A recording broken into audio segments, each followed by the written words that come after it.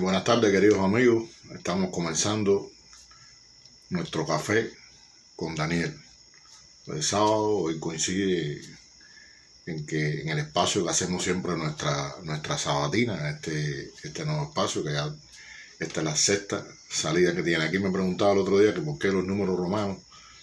Esta es la séptima, me disculpan, no la sexta fue la pasada. No, los números romanos porque yo quería indicar para diferenciar uno del otro, ¿no? Estamos en el programa número 7, ya después ni se pone, para saber cuáles eran los primeros. Y como siempre, este es el espacio de compartir un café con Daniel, así que los invito para comenzar este programa, pues bueno, a compartir un rico café cubano, como hacemos los cubanos, con el termo. Hacemos el café, después lo guardamos en el termo para que se conserve caliente y de vez en cuando acudimos al termo para saborear un rico café cubano. Sí, bueno, después del café vamos a dar inicio a nuestro espacio. Hoy vamos a recordar una fecha luctuosa para todo el pueblo de Cuba, que fue el asesinato de 3 jóvenes cubanos en Tarará hace ya algunos años. Fue en 1992, en enero de 1992. Un crimen horrendo, que recordemos siempre las palabras aquellas de Fidel advirtiendo a los cubanos de cuál sería el destino que nos tiene reservada la contrarrevolución en caso de que lograran prevalecer. Una advertencia que transcurre, una advertencia que recorre todos estos años y que no debemos olvidar nunca. Ese sería, sin ninguna duda, el destino que le correspondería a millones de cubanos, jóvenes cubanos, combatientes revolucionarios, todo aquel que apoyó la revolución en su momento. Ese es el destino que nos tiene reservada la contrarrevolución en caso de que ellos lograran prevalecer, como dijo Fidel. Y hoy, como siempre, vamos a tener varios espacios. Vamos a tener nuestro café cortico. Después hablar del tema central, que es este tema de Tarará. Y bueno, vamos a hacer nuestro recorrido por la página de Granma, como siempre hacemos. Pues vamos a comenzar nuestro programa con nuestro café cortico, que va a tener como tema central, bueno, el año del asalto al Capitolio de los Estados Unidos, el asalto al Congreso de Estados Unidos. Hay un trabajo que debe salir en el periódico Granma, ha salido ya en estos días, escrito por mí, que se llama así mismo: La puesta en escena de la política estadounidense a un año del asalto al Capitolio. Según cuenta la historia, el dramaturgo Tepes fue quien utilizó por primera vez en Grecia las máscaras como un elemento para caracterizar a los personajes que significaban dramas de política, de religión, de la vida misma, dentro de una obra de teatro. Generalmente las máscaras utilizadas mostraban la expresión fija de tragedia o de risa, que permitía a los actores, dentro de una misma obra, variar sus rostros para cambiar sus roles o mostrar diferentes estados de ánimo. Los actores políticos estadounidenses y sus aliados europeos, cual émulo de los actores del teatro clásico, cambian de máscara en dependencia de la tragedia o la comedia que pretenden representar ante el mundo. Los que en Bolivia, Venezuela, Nicaragua, Cuba, bajo instrucciones directas y pago del gobierno de los Estados Unidos, saquean tiendas, incendian, asesinan, torturan a personas del pueblo solo por parecer simpatizantes del gobierno, son calificados de inmediato como luchadores por la democracia. Si estos individuos, en cumplimiento de la ley, son detenidos, son sometidos a juicio y son condenados como corresponde hacer en un Estado de Derecho, contra el que viola la ley, contra el que saquea, contra el que asesina, contra el que tortura a inocentes, si se le aplica la ley como está establecido, pues entonces estos señores se rasgan las túnicas, se ponen la máscara de la tragedia e inmediatamente empiezan a denominar a esos delincuentes como presos de conciencia o presos políticos. Así son las cosas. Ahora, si se trata de manifestantes que luchan por sus derechos, en contra de gobiernos corruptos, en contra de gobiernos oligarcas, contumaces violadores de los derechos humanos. Entonces esos que salen a protestar contra esos gobiernos que les limitan sus derechos, entonces son bandidos, son delincuentes, son saqueadores.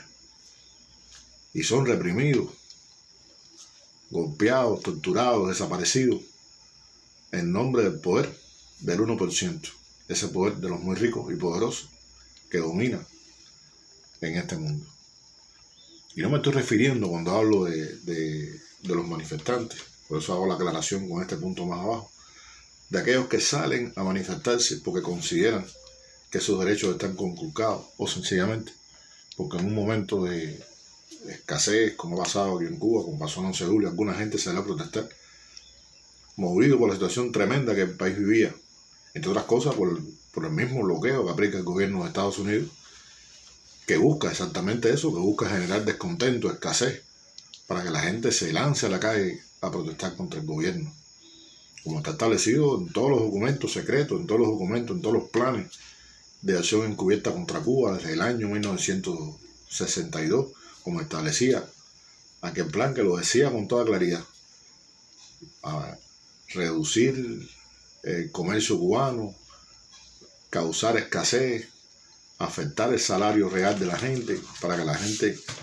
se manifieste contra el gobierno, para que la gente actúe contra su propia revolución y termine poniendo fin al gobierno. Entonces, esa misma escasez, esa presión tremenda que ha sufrido este país, esta situación de persecución de combustible, de la persecución de las piezas necesarias para reparar las termoeléctricas, generó un estado difícil en aquellos meses en Cuba y que mucha gente salió a protestar. No me refiero a esa gente, para nada me refiero a los que actuaron de esa manera. Me refiero a los activistas de la contrarrevolución, me refiero a la gente pagada desde Washington, como está más que demostrado, que salieron a la calle incluso por una recarga telefónica, a tirar piedras, incendiar, lanzar cócteles molotov, a saquear, robar tiendas, a apedrear hospitales. Esos tipos no son presos políticos, esos tipos no son presos de conciencia. Solamente para esta gente que se ponen la máscara de la tragedia y hacen su gran drama de apoyo a los líderes, luchadores, activistas, luchadores por la democracia en Cuba. Pero entonces, ¿cómo llamaríamos nosotros a los asaltantes del Capitolio? ¿De qué se trata esto? ¿Fue una revuelta política? Algunos expertos del tema aseguran que fue una insurrección fallida o incluso un intento de golpe malogrado. Voy a poner un ejemplo. Carolyn Gallagher, decana adjunta de la Universidad American School of International Service en Washington, experta en violencia organizada por actores no estatales, señaló: el objetivo era evitar que Joe Biden fuese declarado el ganador formal de las elecciones. Parecía un motín o un disturbio, según refiere el público, según medios de comunicación. Por otro lado, Joseph John, experto en terrorismo y guerra civil, subraya que no se puede calificar de ataque terrorista lo que allí sucedió. Estaban atacando al gobierno para cambiar el gobierno. O sea, no se trataba de un grupo de gente rebelde que para llamar la atención del mundo tomaron un lugar, asaltaron un objetivo determinado. Esa gente, su objetivo no era ese.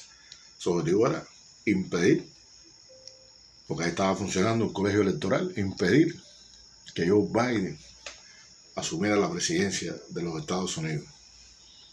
La Oficina del Fiscal General para el Distrito de Columbia ha presentado cargos contra más de 700 personas por aquellos hechos. Serán considerados presos de conciencia o simples y vulgares asaltantes. Está en plena acción el drama para minimizar lo ocurrido en los Estados Unidos, aunque una buena parte del pueblo estadounidense sigue exigiendo que se esclarezcan los hechos. Lo cierto es que los grupos ultraderechistas, Proud Boys y Wall Keepers, implicados directamente en los acontecimientos, no han sido tocados, no han sido molestados, no han sido desactivadas estas organizaciones, no se ha actuado contra las organizaciones de extrema derecha que estuvieron implicados en los hechos del Capitolio. No es difícil imaginar que, como en el teatro clásico, pretendan resolver la trama a través del Deus Ex Machina, pero la vida real no es una obra de teatro, faltan muchas piezas en el tablero. Y para que no sepa a qué se refiere el Deus Ex Machina, que estamos hablando de teatro griego, les explico que en el teatro clásico griego, para darle solución a veces a la trama, una máquina que estaba concebida para eso, hacía aparecer en escena un gran muñeco que representaba a Zeus o que representaba a alguno de los dioses del Olimpo, para que era solución a la trama que se estaba desarrollando. Entonces aparecía Zeus entre humos y acciones de esta, como se hace hoy en día, ¿no? Efectos especiales, adecuados a la época y aparecía aquel Zeus al que le tocaba resolver la trama que se estaba desarrollando en la escena. Y entonces van a recurrir a un Deus ex machina. Eso en el teatro después se ha seguido llamando cuando se trata de solucionar un problema utilizando algo que está completamente o fuera de lugar o que tiene estas mismas características. O sea, darle solución a la trama, no tienen cómo finalizar la obra, no hay cómo darle solución a la obra, o buscan una manera de darle solución a la obra a través de este tipo de efectos, a través de este tipo de acción. Entonces eso se conoce como Deus ex machina, del latín. Pero bien, la vida real no es una obra de teatro, la vida real tiene otras sorpresas y otras jugadas. Es otro tema que quería hoy tocar. Es que el gobierno del presidente Joe Biden impuso restricciones de viaje a 8 funcionarios cubanos, que asegura ha sido cómplice de la represión de manifestantes de la oposición contra los disidentes. Entonces, estos en Cuba que saquearon tiendas, que destruyeron todo, entonces estos son, ¿cómo se llama? Manifestantes de la oposición y disidentes. El secretario de Estado Anthony Blinken anunció las restricciones de visa el jueves mediante un comunicado en el que condenó la represión actual hacia los participantes de las manifestaciones que comenzaron en julio pasado. O sea, según ellos han continuado. Hubo manifestaciones el 11 de julio, el 12 de julio y creo que alguna otra el 13. Pero bueno, ellos dicen que las manifestaciones que se están realizando desde el 11 de julio. Y dijo que las sentencias de prisión impuestas a los involucrados fueron rigurosas e injustas.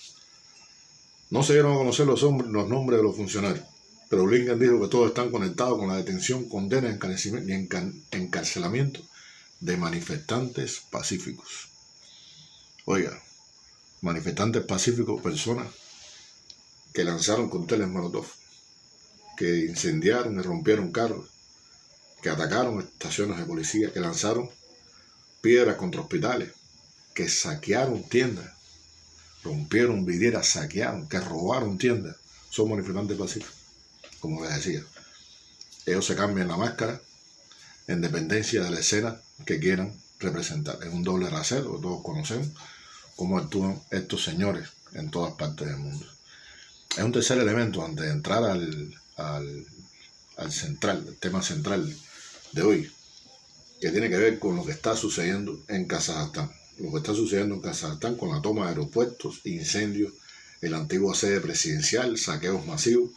Señores, no hay nada que se parezca más a lo que intentaron hacer en Cuba, a lo que han hecho en Venezuela y en Nicaragua, que es lo que está sucediendo hoy en Kazajstán. Y miren ustedes qué casualidad, son repúblicas exsoviéticas, todas donde han ocurrido muchos de estos casos en estos años, todas, como Kazajstán, ex república soviética, todas alrededor de Rusia, y bueno, Ucrania, Bielorrusia, ahora Kazajstán, y así han ido creando situaciones alrededor de Rusia. O sea, son fuertes protestas que sacuden Kazajstán y que han desembocado, como le decía, en la toma de incendios, la toma de aeropuertos, incendios de edificaciones. Se han registrado saqueos masivos, enfrentamientos entre las fuerzas de seguridad y los manifestantes. Estas manifestaciones han tenido una escalada importante y surgen a partir de una medida que resultó impopular, que fue la drástica subida de precios del gas licuado del petróleo, pero pronto adquirieron matices políticos, lo que ha conllevado a la dimisión de los miembros del gobierno y el apartamiento definitivo del poder del expresidente Nursultán Nazarbayev.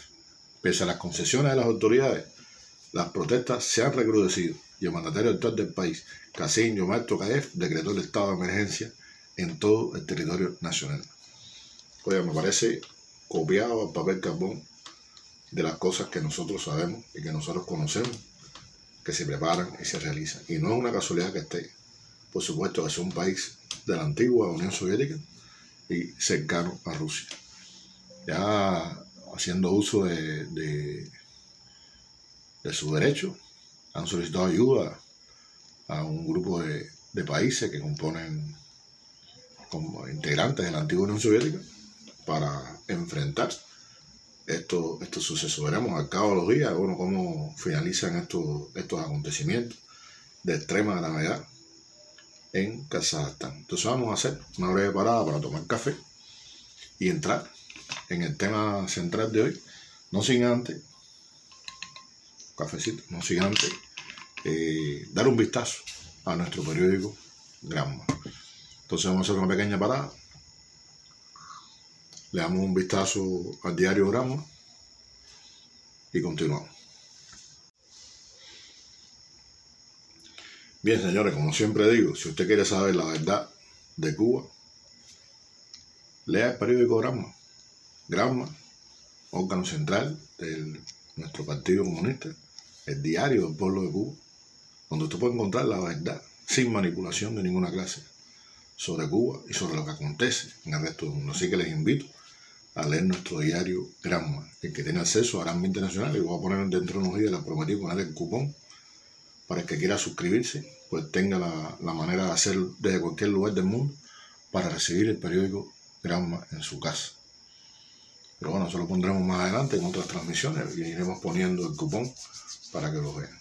Le doy un saludo a todos los que habitualmente se conectan con nosotros, un abrazo. Somos un grupo no muy grande de seguidores fieles a cada salida de Un Café con Daniel y a todas las transmisiones que hacemos desde aquí de La Habana, Cuba. Espero que ese grupo vaya creciendo poco a poco. Ahora tenemos en Telegram, como les decía en el programa pasado, tenemos en Telegram la posibilidad de escuchar los audios de las directas que realizamos.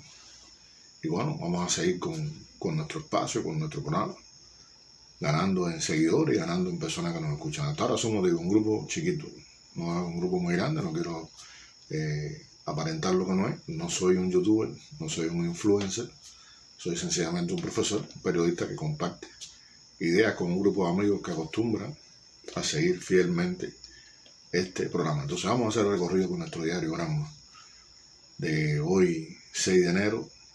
Bueno, el diario es del 6 de enero y bueno, estamos saliendo al aire el sábado, que sería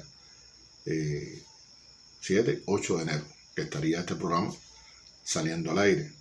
Entonces, bueno, el diario, el digital del día 6 de enero, nos trae un grupo de noticias que les recomiendo leer. Está uno que se titula "El partido seguirá estando en el centro de la solución de los problemas". Es un análisis profundo y crítico que sobre los asuntos medulares de la militancia y de la vida económica nacional realizan en cada municipio los miembros del Partido Comunista de Cuba desde el pasado noviembre, y que se reanuda ahora ese enero las asambleas municipales del partido, de las que hablamos en un programa anterior, antes que terminara el año. Les recomiendo también un trabajo que se llama "Enalteció Díaz Canel a la PNR, una tropa heroica", un trabajo del científico cubano Daniel García Rivera, o sea, que se refiere a un trabajo del científico cubano Daniel García Rivera, que se llama "Ante Omicron, importantes elementos a tener en cuenta". Les recomiendo que lo vean, viene acompañado además de un video.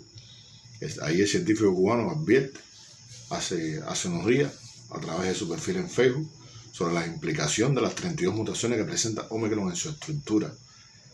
Es un llamado, como lo hacen los OMS, a no seguir considerando a Omicron como una variante leve, porque no es una variante leve. Hay un trabajo muy bueno de uno de nuestros corresponsales y periodistas, que es Freddy Pérez Cabrera, que se llama "La clase de historia y las lecciones que nos debemos". Valiosísimo trabajo publicado en nuestras páginas, y que les recomiendo también a ustedes que le presten atención y que lo lean. Lo van a disfrutar, además un trabajo excelentemente escrito. Hay otras cosas más que pueden ser, ¿Quién es el último?, un trabajo dedicado al tema de los coleros, al tema del fenómeno de los acaparadores, un proceso que se comenzó con mucha furia, como muchas cosas, solo tenemos ese defecto. Comenzamos la cosa con tremenda furia y bueno, después nos embullamos. O sea, primero guiados por el embullo actuamos y después, al paso del tiempo, pues no nos olvidamos de estas cosas. Sí, tenía como decimos nosotros, bufanda, como en otros lugares se le dice de otra manera, de Lula libre. Esto es un regalo de una amiga mía, de una queridísima amiga mía brasileña de Puerto Alegre, que me lo envió una vez cuando estaba la lucha, una que usó en Curitiba ante las protestas por la liberación de Lula. Bueno, Lula es libre, se ha demostrado la barbarie de lo que se cometió contra él, y no nos cabe duda que cuenta con un gran apoyo para ser el próximo presidente de Brasil. Ojalá que ese sea, así que Lula presidente, para el bien de Brasil y para el bien de América Latina. Bueno, siempre llevo atrás este pañuelo, que además es un recuerdo, esta bufanda, que además es un recuerdo de una amiga a la cual yo estimo y quiero muchísimo. Entonces vamos a continuar por Gramsci, La luz de Cuba de la mano de la soberanía energética, un trabajo sobre el tema del petróleo y el trabajo que ha realizado CUPE este año. Y bueno, hay un tema aquí que yo creo que también le puede interesar, que tiene que ver precisamente con el periódico Gramsci, las audiencias, las agendas del periódico y sus desafíos, que está publicado también en este periódico de hoy, en este diario del 6 de enero del 2022. Entonces vamos a probar un poquito de café. Casi no me quedaba, vamos a echar un poquito más. Óigame, por poco paso pena aquí frente a ustedes con este tema. Déjame echar un poquito de café y entonces pasar de inmediato al tema central, un tema luctuoso, como le decía. Recuerdo aquellos días, el profundo dolor que todos los cubanos sentimos ante la barbarie de los hechos de Tarará, el crimen tremendo que se cometió contra aquellos jóvenes por un grupo de personas que querían abandonar el país, incentivados por los llamados que se hacía desde los Estados Unidos, por la propaganda que se hacía de los Estados Unidos, y la incitación constante al robo de embarcaciones, al secuestro de embarcaciones para llegar a Estados Unidos, porque los tipos llegaban allá y una vez que llegaban eran recibidos con los brazos abiertos, cometieran aquí el crimen que hubieran cometido para lograr sus propósitos. Incentivado por ese tema es que ocurre en estos sucesos de Tarará el 9 de enero de 1992. Ese día la alarma cundió en el litoral este habanero. Corran, que hay un tiroteo en Tarará, narran los que escribieron sobre este tema. Los agentes de la Policía Nacional Revolucionaria que se hallaban en la cercanía partieron inmediatamente ante el llamado de alerta de lo que estaba ocurriendo. Llegaron a fusil en ristre, listo para enfrentar cualquier circunstancia que se encontraran. Pero allá frente a la caseta se encontraron un carro patrullero y trabajadores de la salud que atendían al sargento Rolando Pérez Quintosa. Según narra, y estoy utilizando a Bohemia para recordar los acontecimientos de ese día. Dice Bohemia que poco antes de la medianoche, la revista Bohemia, del 8 de enero de 1992, 7 antisociales que intentan robar una lancha para huir a los Estados Unidos sorprenden en la base náutica Tarará a 4 combatientes del Ministerio del Interior, a los que luego de maniatar, balacean, ametrallan salvajemente. Mueren casi de inmediato el custodio Rafael Guevara Borges, el soldado Rosmán Dueñas Valero y el sargento Yuri Gómez Reynoso, y queda gravemente herido con 4 balazos en el abdomen el sargento Rolando Pérez Quintosa. Poco antes de la medianoche del 8 de enero del 92, 100 antisociales que intentan robar una lancha, como les decía, para huir a los Estados Unidos, incentivados por toda la propaganda que se hacía y que se hace para provocar este tipo de acción, sorprenden en la base náutica de Tarará a 4 combatientes del Ministerio del Interior. Como les decía, mueren casi inmediatamente estos jóvenes, el soldado Rafael Guevara Borges, de Santiago de Cuba, nacido el 23 de agosto de 1962, el soldado Rosmán Dueñas Valero, de Guasimal, Cienfuegos, nacido el 9 de junio del 71, y el sargento Yuri Gómez Reynoso, de Guanabacoa, nacido el 5 de julio de 1972, y queda gravemente herido de 4 balazos en el abdomen el sargento Rolando Pérez Quintosa, nacido en Guanabacoa, el 2 de agosto de 1968. todo lo que sucedió después, bueno, lo conocemos, vivimos aquellos días tremendos donde se esperaba salvar la vida de ese combatiente a como fuera. O sea, creo que fue el pueblo, todo el pueblo de Cuba estaba concentrado en lo que estaba sucediendo en el hospital naval, a donde fue trasladado Pérez Quintosa herido. Cuando esa gente llegaron a la garita, imagínense el espectáculo que presenciaron. El cristal de la entrada hecho añicos por los disparos,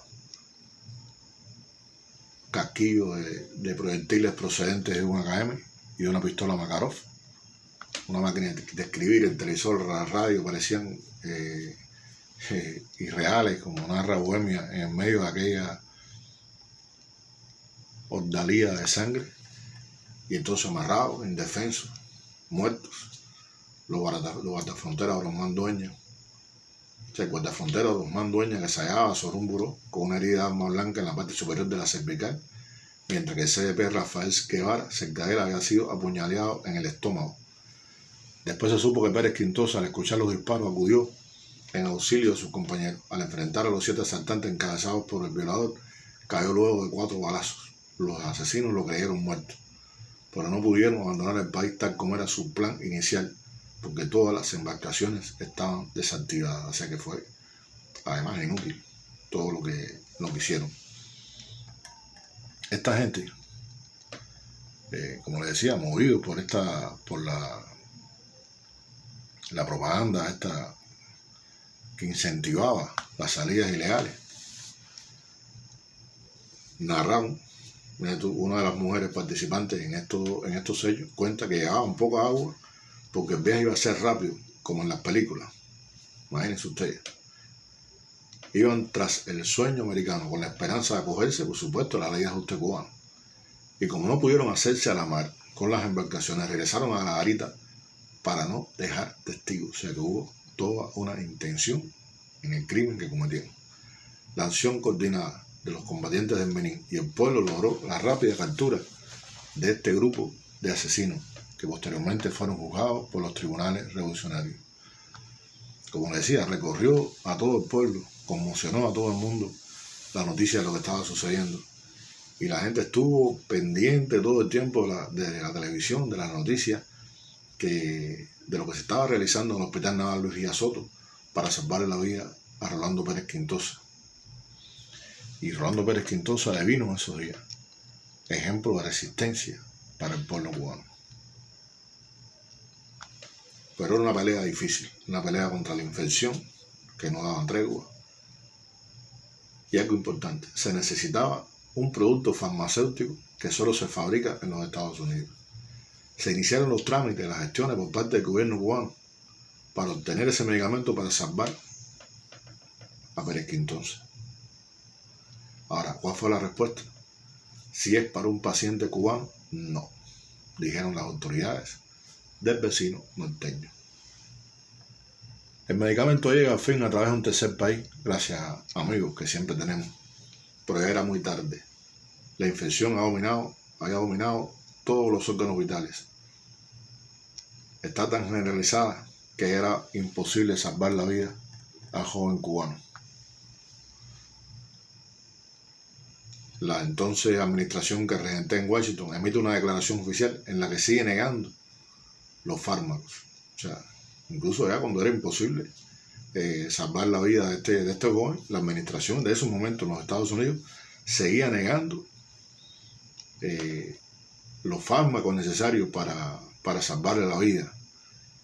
Y el 16 de febrero del 92, después de una larga agonía, de una larga lucha por salvarle la vida, fallece Rolando Pérez Quintosa. En la despedida del duelo, Fidel resumió el sentir de todo el pueblo cuando, al referirse al joven combatiente, aunque sus palabras se hicieron extensivas a los otros 3 compañeros, afirmó: cuando se viene a dar sepultura a una persona querida, se hace la historia de su vida. Yo me limito a decir que la historia de Rolando es la historia de nuestra magnífica juventud, es la historia de nuestra revolución. Y le recuerdo las palabras de Fidel con relación a los hechos de Tarará. Esto es un ejemplo de lo que puede suceder a la juventud cubana de lo que puede suceder a los combatientes revolucionarios cubanos si la contrarrevolución llega a prevalecer. Porque este es el instinto de esta gente, esta es el alma de esta gente, y lo hemos visto en los días de las protestas, las amenazas que recibimos constantemente, de que se nos van a matar, de que nos van a arrastrar, de que nos van a desollar vivos.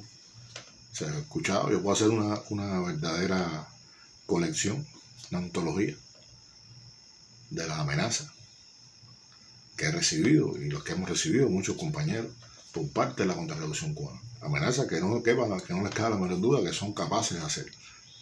Porque, como decía Che, es el imperialismo que convierte a los seres humanos en verdaderas bestias sedientas de sangre. Por eso que está siempre alerta, por eso que está siempre a la viva. Por eso hay que enfrentar con resolución cualquier intento de los enemigos de la revolución cubana de prevalecer, cualquier intento de derrotar a la revolución. Tenemos que darlo todo por defender a la revolución, porque ese sería el destino que nos tienen reservado. No les quepa, señores, la menor duda de que así sería, de que así actuarían, de que eso está en su instinto primario, eso está en el alma de esa gente. Es lo que hace la derecha en todas partes del mundo, lo hemos visto en toda América Latina, lo hemos visto actuar en Nicaragua durante aquellas manifestaciones contra el gobierno de Ortega, las barbaridades que hicieron contra los ciudadanos de ese país, en los tranques, aquellos elementos de la contrarrevolución quemaron vivas personas, como lo hicieron en Venezuela, quemaron vivas personas. Y lo hemos visto en todas partes del mundo donde se ha desatado la furia de la contrarrevolución. Estos manifestantes nunca de pacífico no tienen absolutamente nada. Están convocados, están preparados para actuar de esa manera. Tenemos el ejemplo, miles de ejemplos en Cuba de lo que es capaz de hacer, de lo que son capaces de hacer los enemigos de la revolución cubana. Lo hemos visto, lo hemos sufrido. Y ahí están los más de 3.000 muertos a causa del terrorismo, amparado, organizado, dirigido desde los Estados Unidos. Bueno, queridos amigos, esta ha sido esta directa de sábado, este café con Daniel. Como siempre, los invito a compartir esta directa en las redes sociales, a compartir en diferentes grupos. Recuérdense que no lo puedo hacer yo, o sea, si yo comparto, inmediatamente me consideran spam lo que estoy haciendo. Sé que depende mucho de ustedes que esta directa llegue a muchísimas más personas. Así que compartan, den like, toda una red social, háganle llegar la suscripción de esta directa a todo el que puedan. Y una cosa que les sugiero, fíjense, solamente el 32% de los que se han suscrito a la directa tocaron la campanita para solicitar el aviso de que se va a realizar la directa. O sea que solamente el 32% recibe el aviso de que esto va a ocurrir. ¿Cómo se enteran nosotros? No se enteran. Pues tendría que estarle yo citando uno por uno, avisándole uno por uno, para que se enteraran de que va a salir la directa en determinado momento. Cuando tengo que salir por sorpresa no se enteran tampoco. Cuando hago algún especial no se enteran tampoco, porque como no tienen activados